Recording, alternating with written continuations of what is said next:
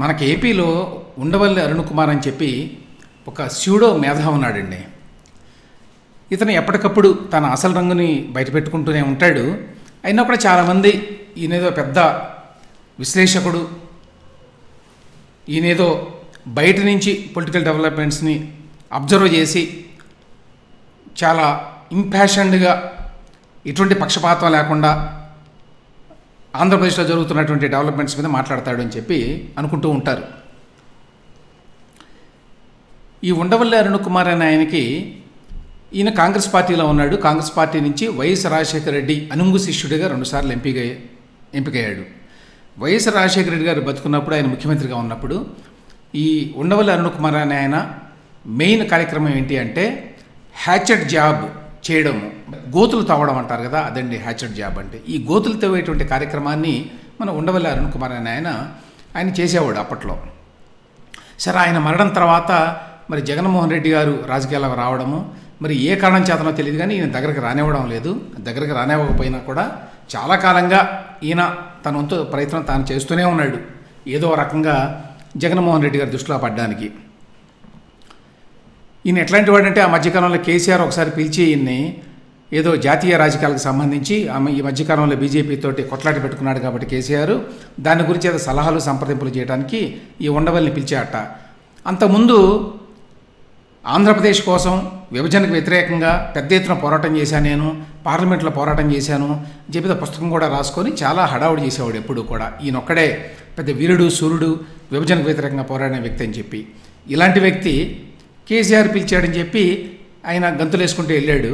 రాజమండ్రి నుంచి హైదరాబాద్కి ఫ్లైట్లో వచ్చి వాళ్ళ ఇంట్లో భోజనం చేశాడు. మధ్యాహ్నం భోజనం చేసి బయటకు వచ్చిన తర్వాత అసలు ఇక కేసీఆర్ అంతటి వాడు ఈ దేశంలో మరొకడు లేడు, ఆయన చాలా శక్తిమంతుడు, చాలా శక్తిమాన్ అని చెప్పి ఇట్లా ఏవో మాట్లాడాడు. అటువంటి వ్యక్తి ఉండవల్లి అరుణ్ కుమార్. బేసికల్లీ సెల్ఫ్ సర్వింగ్గా ఎట్లా ఉంటుంది ఆయన వ్యవహార శైలి అని చెప్పడానికి ఇది ఒక ఉదాహరణ అన్నమాట. ఆయన అప్పట్లో వైఎస్ రాజశేఖర రెడ్డికి రామోజీరావు అంటే పడదు కాబట్టి, అంటే పడదంటే అంతకుముందంతా బాగానే ఉండేది. ఆయన అధికారంలోకి వచ్చిన తర్వాత ఆయన ప్రభుత్వం మీద ఈనాడులో చాలా విమర్శనాత్మక కథనాలు వచ్చినాయి. అంతకుముందు ఎన్టీఆర్ మీద కూడా వచ్చినాయి, అంతకుముందు చంద్రబాబు నాయుడు మీద కూడా వచ్చినాయి. చాలామంది అనుకున్నట్టు వైఎస్ రాజశేఖర రెడ్డి మీద ప్రత్యేకంగా అదనంగా ఎక్కువ వచ్చిందేమీ లేదు. అయితే వైఎస్ రాజశేఖర రెడ్డి ఇప్పుడు జగన్ లాగానే ఇంత కాకపోయినా కూడా ఆయన కూడా ఏంటంటే నా మీద, నా ప్రభుత్వం మీద, నా ప్రభుత్వ పనితీరు మీద ఎవరైనా విమర్శిస్తే సహించేది లేదు, ఆ రకమైనటువంటి యాటిట్యూడ్ ఉన్న వ్యక్తి. అందుకని అసలు ఈ రామోజీరావు ఏంటి, అతని సంగతి ఏంటి తేల్చండి, మనం ఎవరినైనా సరే లైన్లో పెట్టేస్తాం కదా అని చెప్పి అప్పట్లో ఆంధ్రజ్యోతి మీద కూడా చేశారు నిజానికి.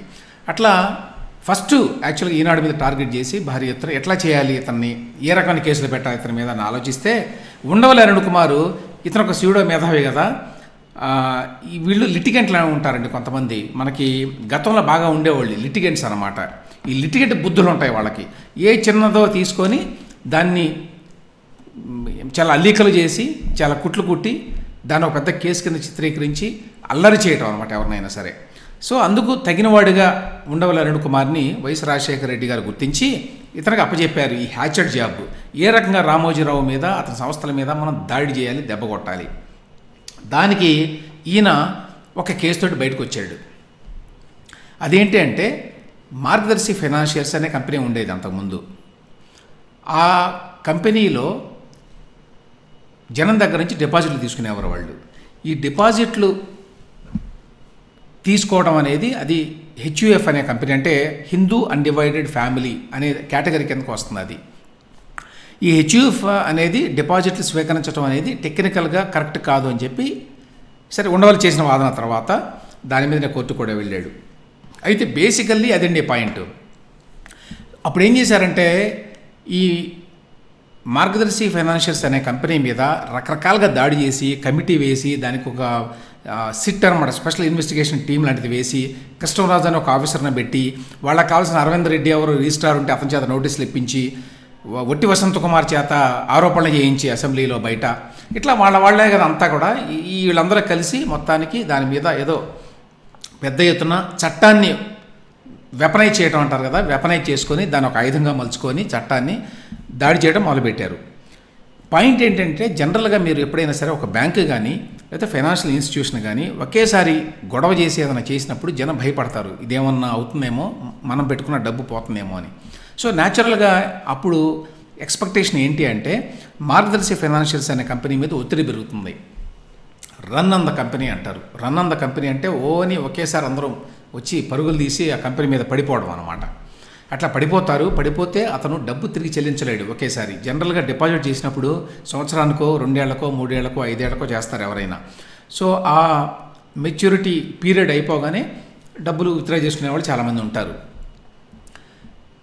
అది దశల వారీగా జరుగుతుంది కాబట్టి జనరల్గా ఈ కంపెనీస్ అన్నీ కూడా ఎప్పటికప్పుడు దానికోసం కొంత డబ్బును పక్కన పెట్టుకుంటాయి ఇట్లా వెనక్కి ఇవ్వడానికి. కానీ ఒకేసారి అందరూ వచ్చి మొత్తం డబ్బు కావాలని చెప్పి అడిగినప్పుడు ఇబ్బందులు వస్తాయి. ఆ ఇబ్బందులు రావాలి, అట్లా ఇబ్బందులు వచ్చినప్పుడు పే చేయలేదని చెప్పి దాన్ని ఇంకా మరింత పెద్దదిగా చేసి చూపించి రామోజీరావుని అతని కంపెనీలు ఇబ్బంది పెట్టాలి. అది ప్లాన్. ఈ ప్లాన్ ప్రకారం ఏం చేశారంటే విపరీతంగా ఈ ఉండవల్లి అరుణ్ కుమార్ అని ఆయన ప్రెస్ మీట్లు పెట్టి మొత్తం రాజ్యం అంతా వాళ్ళదే కదా, ప్రెస్ అంతా వాళ్ళదే. అప్పుడు ఆంధ్రజ్యోతి కూడా చాలా సహకరించింది. ఎవరైనా సరే ఇప్పుడు ఉన్న వాళ్ళకి చాలా మందికి తెలియదు. ఆ రోజున అంటే 2006, 7, 8 సంవత్సరాల్లో ఉండవల్లి అరుణ్ కుమార్ అని ఆయన పెట్టిన ప్రెస్ మీట్లన్నిటికీ కూడా ఆంధ్రజ్యోతిలో చాలా భారీ ఎత్తున కవరేజ్ వచ్చేది. టీవీ 9లో కూడా బాగా కవరేజ్ వచ్చేది. అప్పటికి టీవీ 9ని ఇప్పట్లాగా ఈ కొత్త వాళ్ళు ఎవరు కొనుక్కోలేదు, అప్పటికి ఇంకా పాత వాళ్ళే ఉన్నారు. అయినప్పటికీ రాజశేఖర రెడ్డికి వీళ్ళు మాట్లాడుకొని పెద్ద ఎత్తున కవరేజ్ ఇవ్వాలి దీనికని చెప్పి చేశారు. ఆ రకంగా పెద్ద ఎత్తున కవరేజ్ వచ్చింది. ఎందుకంటే రామోజీరావు ఆయన పెద్ద మీడియా బేరన్ కూడా కాబట్టి, దేశంలో కూడా అందరికీ తెలుసు కాబట్టి రాష్ట్రంలో పెద్ద ఎత్తున కవరేజ్ వచ్చేది ఎవ్రీడే.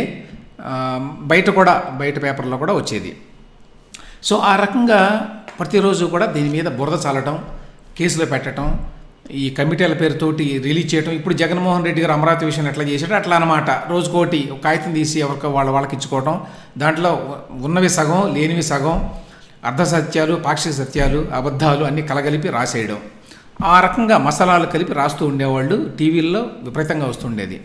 ఏంటంటే మార్గదర్శి ఫైనాన్షియల్స్ అనే కంపెనీ అక్రమాలు చేసింది, వాళ్ళు డిపాజిట్లు అన్నీ స్వీకరించారు, పెద్ద ఎత్తున డబ్బులు కలెక్ట్ చేశారు ప్రజల నుంచి అక్రమంగా. సో ఇప్పుడు డబ్బులు చెల్లించడానికి వాళ్ళ దగ్గర డబ్బులు లేవు. ఆ కంపెనీ అంత నష్టాల్లో ఉంది. రామోజీరావు మొత్తంగా తన కంపెనీలన్నిటి మీద కూడా లాస్ చూపిస్తున్నాడు. కాబట్టి జనం అంతా కూడా ఆరిపోయారు. ఈ కంపెనీ దివాలా ఎత్తుతుంది, జనానికి వాళ్ళ డబ్బులు తిరిగి రావు. ఈ రకమైనటువంటి ప్రచారం బాగా కొనసాగిందండి. అయితే వీళ్ళు ఎంత చేసినా కూడా వైఎస్ రాజశేఖర రెడ్డి, ఉండవల్లి అరుణ్ కుమారు, ఈ చాణక్యుడు అని తాను అనుకునేటువంటి ఉండవల్లి అరుణ్ కుమారు, వీళ్ళు చాలా వెనక నుంచి చాలా మెలీషియస్గా, మ్యానిపులేటివ్గా చాలా చేశారు. కానీ ఎంత చేసినా కూడా జనం నుంచి అటువంటి రెస్పాన్స్ రాలా. మార్గదర్శి మీద, రామోజీరావు మీద మిగతా విమర్శలు ఎన్నైనా ఉండొచ్చు, పత్రిక మీద ఉండొచ్చు, లేకపోతే ఆయన బిజినెస్ మెథడ్స్ మీద వాటి మీద కూడా ఉండొచ్చు.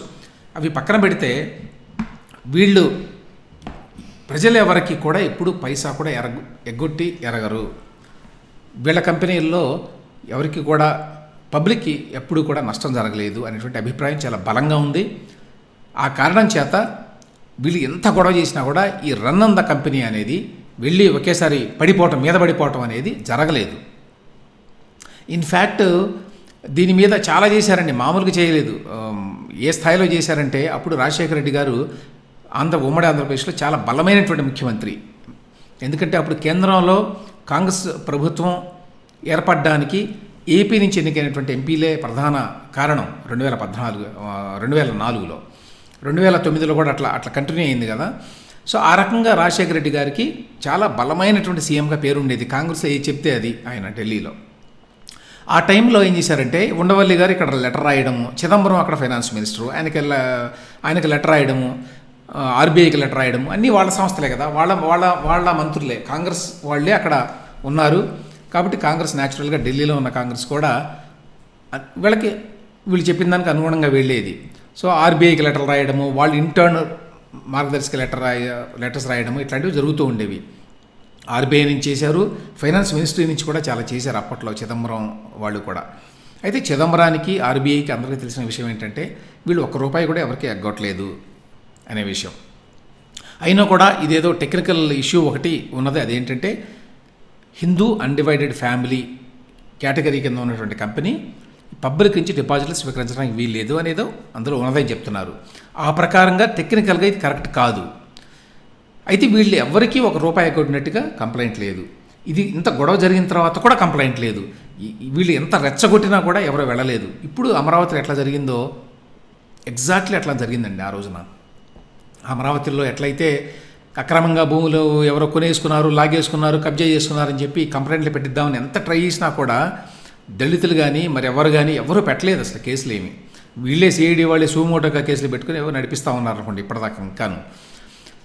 అదేవిధంగా ఆ రోజున ఎంత బలవంతం చేసినా కూడా మరి ఇన్ని వేల మంది డిపాజిటర్లు ఉంటే ఆ కంపెనీకి ఒక్కళ్ళు కూడా ఇదిగో మాకు డబ్బులు రాలేదని కానీ మా డబ్బులు అక్రమంగా వీళ్ళు డిపాజిట్ కింద తీసుకున్నారని కానీ లేదు.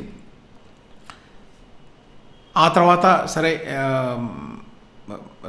రామోజీరావు తర్వాత ప్రకటించారు ఏంటంటే వాళ్ళ కంపెనీ ఆ మార్గదర్శి ఫైనాన్షియల్స్ అనేది డిపాజిట్స్ ఇక్కడి నుంచి మేము స్వీకరించాం, ఉన్నది కూడా వెనక్కి ఇచ్చేస్తాం అందరికీ అని వాళ్ళు అందరికీ 2,600 కోట్ల రూపాయలు వాళ్ళు రైజ్ చేశారండి. రైజ్ చేసిన డబ్బుని అందరినీ కూడా వెనక్కి ఇచ్చేశారు డిపాజిట్లు అందరికీ. అయితే ఇందులో పబ్లిక్ ఇంట్రెస్ట్ ఏమున్నదండి?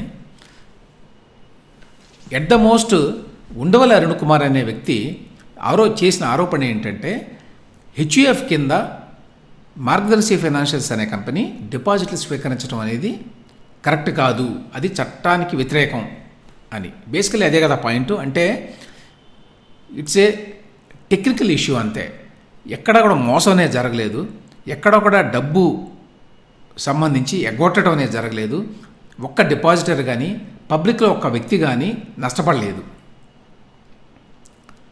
అయినా కూడా ఇదేదో చాలా అసలు దేశానికి ఇంతకంటే పెద్ద కేసు లేదు, అసలు ఎంతో దేశానికి లేకపోతే రాష్ట్రానికి చాలా నష్టం జరిగినటువంటి కేసులు కొన్ని వందలు ఉండగా ఇదే కేసు చాలా ఇంపార్టెంట్ అని చెప్పి తను వ్యక్తిగతంగా కేసు వేసి అప్పుడు వైఎస్ రాజశేఖర రెడ్డి మరణించిన తర్వాత సహజంగానే ఆ స్టీమ్ అంతా పోయిందనుకుంటే తర్వాత ఎట్లాగో డిపాజిటర్స్ అందరికి వెనక్కి ఇచ్చారు కాబట్టి ఇందులో చేయడానికి ఏముందని చెప్పి వాళ్ళు కూడా వదిలేశారు. కానీ ఆ కేసు అప్పుడు వైఎస్ రాజశేఖర రెడ్డి పెట్టిన కేసు నడిచింది కొన్నాళ్ళు.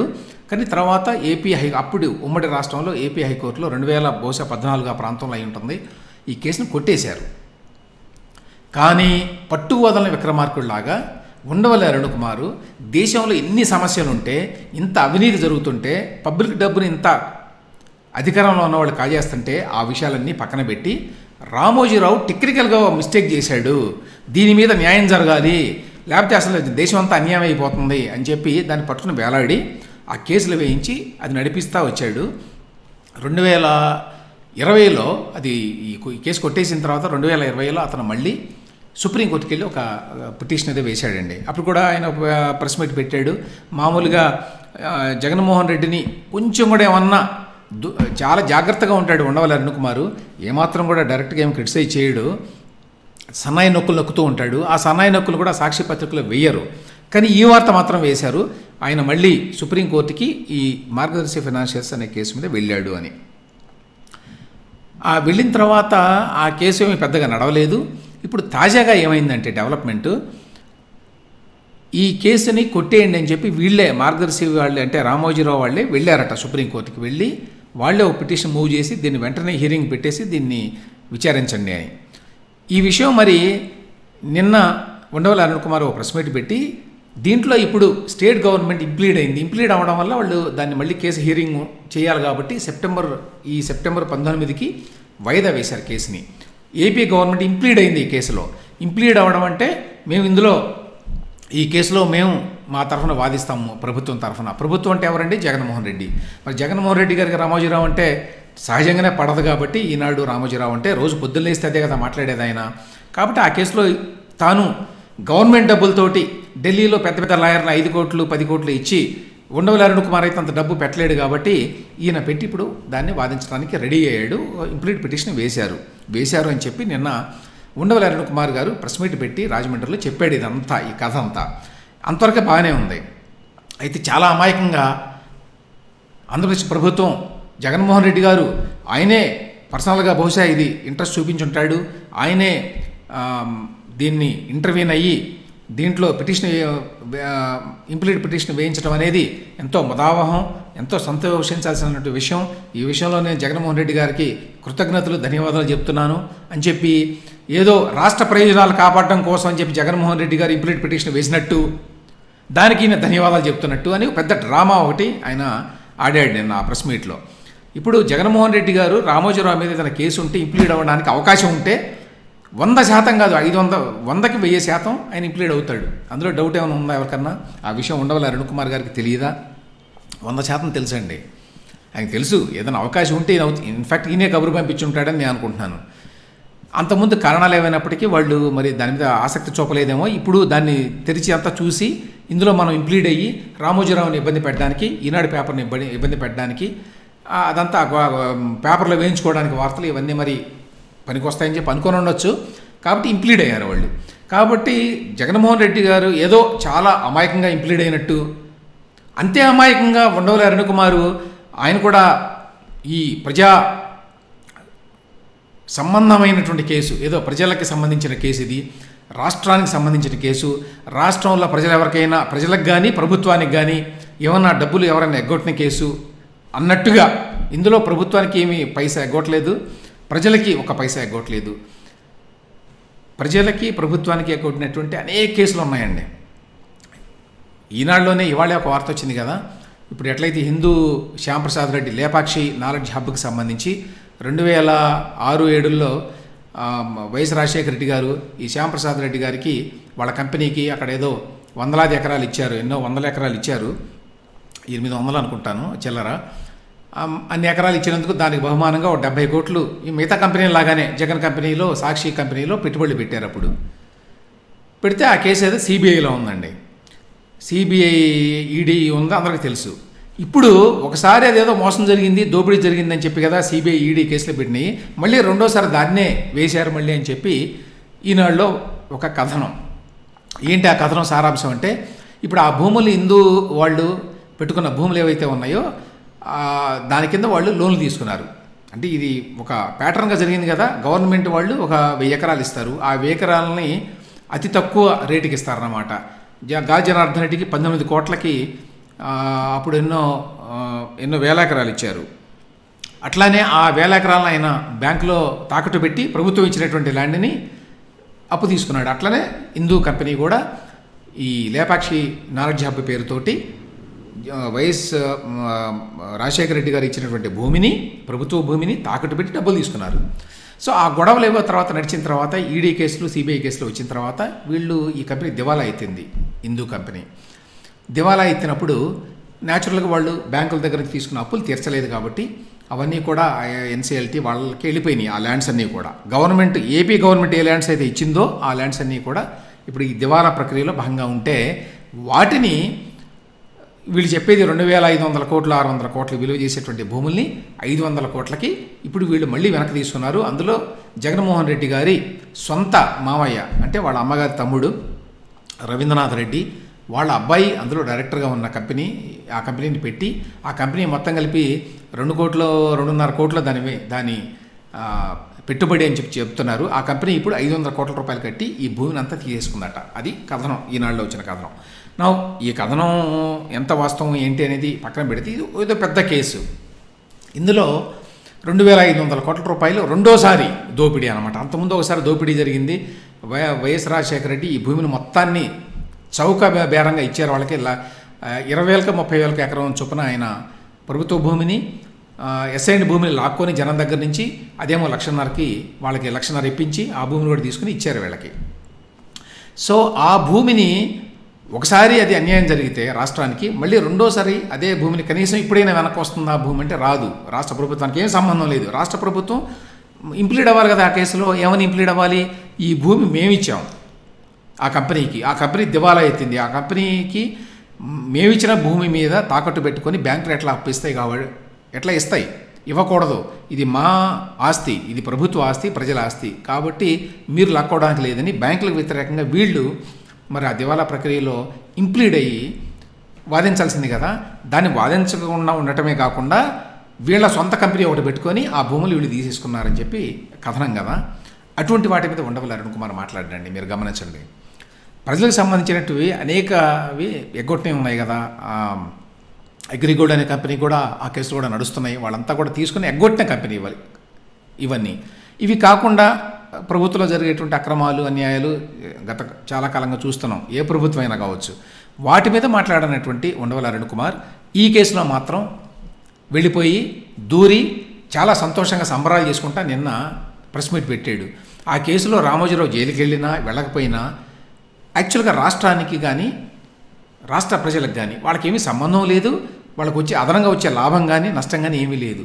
అదేమంటే జస్టిస్ అట. రామోజీరావుని జైలుకి పంపించడం అనేది జస్టిస్ ఉండవల్లి అరుణ్ కుమార్కి. ఈ ఆంధ్రప్రదేశ్కి అతిపెద్ద అన్యాయం రామోజీరావు గారి దగ్గర నుంచి జరుగుతోంది, ఇంకెవరి దగ్గర నుంచి జరగడం వల్ల.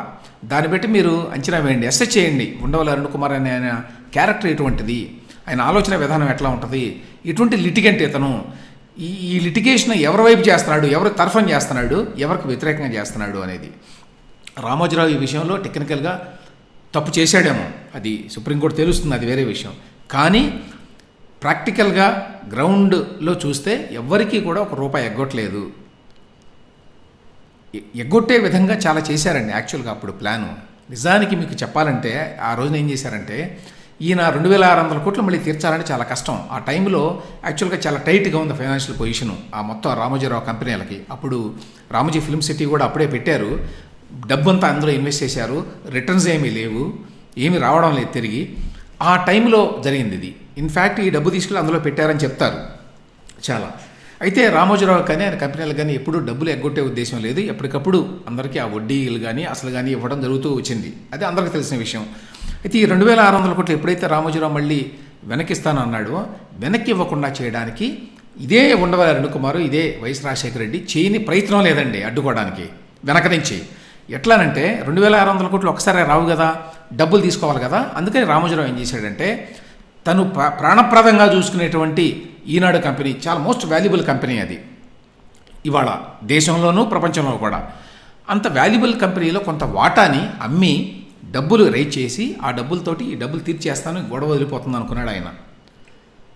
అనుకొని దీన్ని అమ్మకానికి పెడితే న్యాచురల్గా కొనడానికి ఎవరైనా వస్తారు, ఎందుకంటే ఇది చాలా ప్రాఫిటబుల్ కంపెనీ ఈనాడు.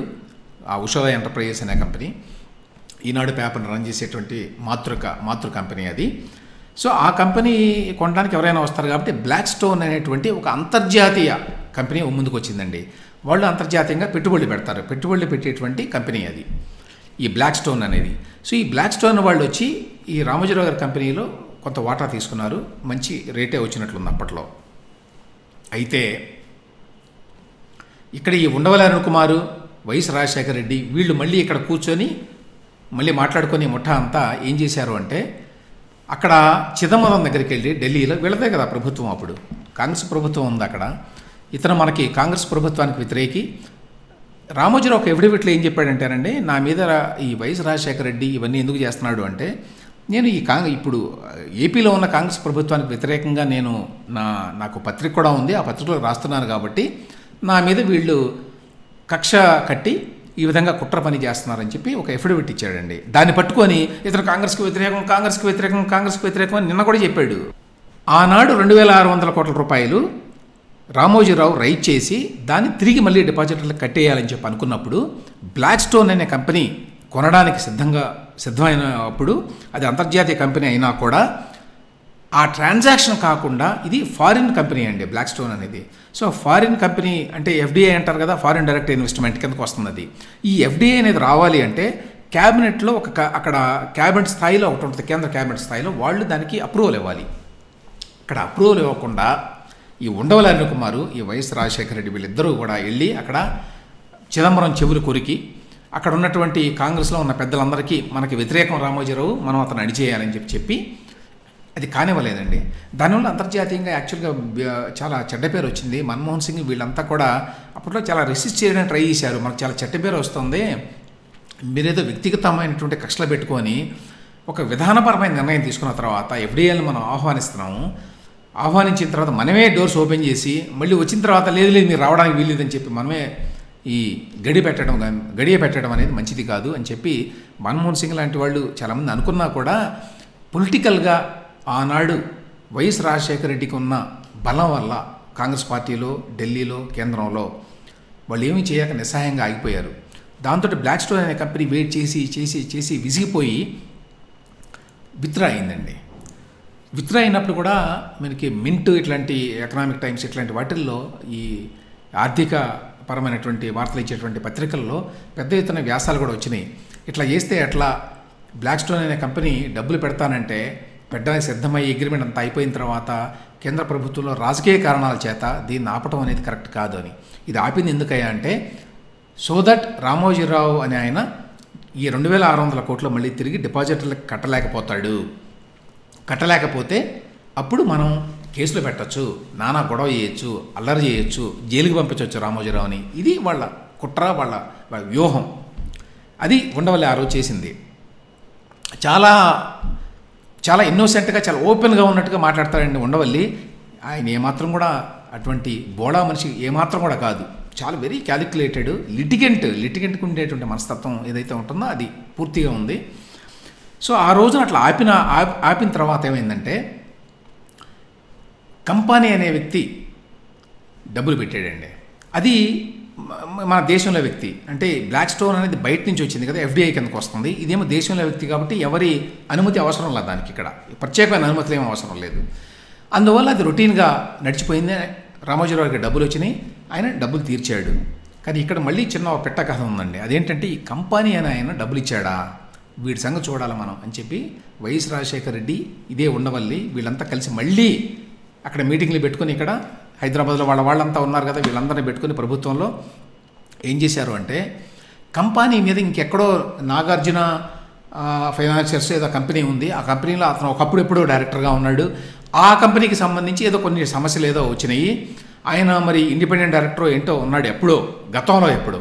దానికి సంబంధించి ఒక కేసును ఒకటి కావాలని కట్టి అతని మీద అరెస్ట్ చేయడానికి ఒక పోలీసులకు చెప్పి ఆర్డర్లు ఇచ్చేసి వాళ్ళకి ఆదేశాలు ఇచ్చి వారెంట్లు ఇచ్చి పంపించేసరికి అతను భయపడి భారతదేశం నుంచి పారిపోవాల్సి వచ్చిందండి. కంపెనీ అనేటువంటి ఒక పెద్ద వ్యక్తి, అతను రిలయన్స్ అనేటువంటి కంపెనీకి సంబంధించిన వ్యక్తి అని చెప్తారు.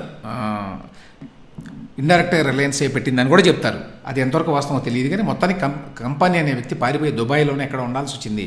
ఈ రాజశేఖర రెడ్డి ఉండవల్లి దెబ్బకి భయపడి డబ్బులు పెట్టిన పాపానికి రామోజీరావు కంపెనీలో డబ్బులు పెట్టి రామోజీరావు డిపాజిటర్లకి డబ్బులు ఎగ్గొట్టకుండా నువ్వు మధ్యలో వస్తావా అని చెప్పి అతని మీద కక్ష సాధింపుకి పూనుకొని మొత్తం గవర్నమెంట్ వ్యవస్థనంతా కూడా దానికి నియోగించి పోలీసులను దించేసరికి అతను పారిపోయి దుబాయ్లో ఉండి ఇక్కడ ఢిల్లీలో అనేక మంది బతుకులాడుకున్నా కూడా వాళ్ళంతా మేమేమీ చేయలేము. ఎందుకంటే ఆ రాజశేఖర రెడ్డికి అక్కడ చాలా బలం ఉంది. అక్కడ ఆయన ప్రభుత్వం వల్ల, ఆయన ఎంపీలు, ఏపీలో వచ్చిన ఎంపీల వల్లే ఇక్కడ ప్రభుత్వం నిలబడిందని చెప్పి ఢిల్లీలో అనుకుంటున్నారు కాంగ్రెస్ వాళ్ళు. సో అందుకని వాళ్ళకి చాలా అప్లికేషన్ ఉండటం వల్ల వాళ్ళు కూడా ఏం మాట్లాడలేకపోతున్నారని చెప్పి మధ్యవర్తులు కూడా చెప్పారు. చివరికి చాలా కాలం తర్వాత కోర్టులో అతను బెయిల్ తెచ్చుకొని మళ్ళీ ఇండియా తిరిగి వచ్చాడండి. అదొక చరిత్ర. సో ఆ తర్వాత ఆ విధంగా వెంట పడి ఈ ఉండవల్లి దాన్ని ఏదో ఒకటి చేయాలి రామోజీరావుని. ఎందుకు చేయాలంటే వైఎస్ రాజశేఖర రెడ్డికి వీళ్ళ కోపం కాబట్టి. దానికి ప్రత్యేకమైన కారణం ఏమి లేదండి. రామోజీరావు ఉండవల్లికి చేసింది ఏమీ లేదు, లేకపోతే డిపాజిటర్లకి రాష్ట్రానికి చేసిన అన్యాయం ఏమీ లేదు. ఎవరికి డిపాజిటర్కి కూడా రూపాయి కూడా ఎక్కట్లేదని చెప్పాను ఇంతకుముందు కూడా, ఇప్పుడు కూడా ఎక్కట్లా. మీరు గమనించండి, ఉండవల్లి అరుణ్ కుమార్ ఎప్పుడు ప్రెస్ మీట్ పెట్టి రామోజీరావు గురించి ఈ కేసు గురించి మాట్లాడినా ఇదిగో 2,600 కోట్ల రూపాయలు చెల్లించాడు అని కానీ, తిరిగి అందరికీ ప్రతి రూపాయి చెల్లించాడని కానీ, ప్రతి పైసా చెల్లించాడు వెనక్కి అని చెప్పి కానీ, లేకపోతే ఫలానా వాళ్ళకి ఎగ్గొట్టాడని కానీ మాట్లాడడం. ఎంతసేపటికి అదేదో ఉల్లంఘించారు చట్టాన్ని, ఇదేదో అక్రమం, అది అసలు డిపాజిట్లు సేకరించడం అనేది అక్రమం, ఇట్లా మాట్లాడతాడు. కానీ ఈ టెక్నికల్ ఇష్యూస్ మీద మాట్లాడతాడు. కానీ వాస్తవంగా ఎవరికైనా ఎగ్గొట్టాడా అనే విషయం మాట్లాడ్డా ఆయన చాలా తెలివిగా. దానికి కారణం ఏంటి అంటే వాళ్ళు ఎగ్గొట్టలేదు కాబట్టి. సో జనాన్ని ఎట్లా మిస్లీడ్ చేయాలంటే ఏదో ఉల్లంఘించి ఉండొచ్చు, టెక్నికల్గా ఏదన్నా తప్పు ఉంటే ఉండొచ్చు. కానీ ప్రజలకు ఎవరికి అన్యాయం జరగలేదు, రాష్ట్రంలో ఎవరికి అన్యాయం జరగలేదు. టెక్నికల్గా ఏదైనా ఇష్యూ ఉంటే ఆర్బీఐ వాళ్ళు మరొకళ్ళు అక్కడ కేంద్ర ఆర్థిక శాఖ ఎవరో దాన్ని పర్సూ చేస్తారు, అది వేరే విషయం. కానీ ఈయన పనిగట్టుకొని అదొక పెద్ద ఉద్యమం కింద రాష్ట్రంలో ఎన్నో అన్యాయాలు జరిగితే వాటి గురించి మాత్రం ఏముండదు. ఇది మాత్రం ఆనాటికి ఈనాటికి పట్టుకుని వేలాడుతున్నాడంటే ఇప్పుడు తాజాగా ఆయనకి జగన్మోహన్ రెడ్డి గారు అండగా వచ్చాడు. ఆయన అండ తీసుకొని ఇప్పుడు ఢిల్లీలో పోరాడలేదు అని చెప్పి. సుప్రీంకోర్టులో ఏమైనా కావచ్చు, సుప్రీంకోర్టులో మరి టెక్నికల్గా ఇది రామోజీరావు మిస్టేక్ చేశాడు, డబ్బులన్నీ అందరికి చెల్లించినా కూడా ఇది టెక్నికల్గా తప్పు కాబట్టి మరి ఇది ఆయన శిక్షార్హుడనో లేకపోతే ఇంకో రకంగానో ఇస్తారేమో తెలియదు, లేదు కేసు కొట్టేస్తారేమో తెలియదు. కానీ ఇక్కడ పాయింట్ ఏంటంటే అప్పుడేం జరుగుతుందనేది కాదు, ఉండవల్లి అరుణ్ కుమార్ అనేటువంటి వ్యక్తి ఏ రకమైన మనస్తత్వం కలవాడు, అతని అసలు రంగేంటి, అతని ఆలోచన విధానం ఎట్లా ఉంటుంది, అతని ఉద్దేశంలో ఏది ప్రజా ప్రయోజనం ఏది కాదు, ఈ విషయాలు అర్థం చేసుకోవడానికి ఈ కేసు పనికి వస్తుందండి. ఆ రకంగా ఏంటంటే అతను ఎంతసేపటికి అతనికి వయసు మీద అభిమానం ఉండొచ్చు, ఉండొచ్చు, తప్పేం లేదు అందులో. కానీ ప్రజా ప్రయోజనాల కోసం ఉండవల్లి అరుణ్ కుమార్ అనే అతను పోరాడుతున్నాడు అనేటువంటి అభిప్రాయం ఏమైనా ఉంటే ఆ అభిప్రాయం తొలగిపోవాలి అని చెప్పి నేను మాట్లాడుతున్నాను. ఆయన వయస్సు కుటుంబానికి అభిమానం ఉన్నా, జగన్మోహన్ రెడ్డి గారి మీద అభిమానంతో ఉన్నా, ఈయన ఎంత ప్రతిఫలాడినా ఆయన తీసుకోకపోయినా అది వాళ్ళిద్దరి మధ్య సమస్య. కానీ వీటన్నిటినీ కూడా ఏదో ప్రజల కోసం రాష్ట్ర కోసం చేస్తున్నాను, నేను పోరాడుతున్నాను అని చెప్పి అన్నట్టుగా మాట్లాడతాడు. అది పచ్చి అబద్ధం అని చెప్పడానికే ఈ వివరాలన్నీ చెప్పాను నేను.